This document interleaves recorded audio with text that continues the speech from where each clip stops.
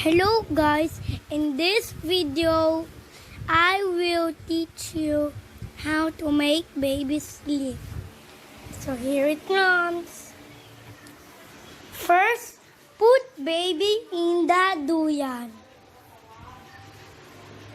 And then let him hear nursery rhymes. And then buy a fake moving fish, but it's fake. And then get a doctor's gloves and put rice inside so it thinks it's mommy or daddy. See, I'm gonna show you. See, that is the fake moving fish, and that is the hands, two hands, and this is the nursery rhymes. I'm gonna let you hear.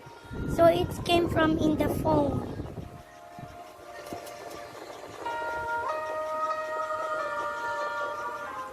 Hear that? So, thank you for watching this video. Bye! Much later.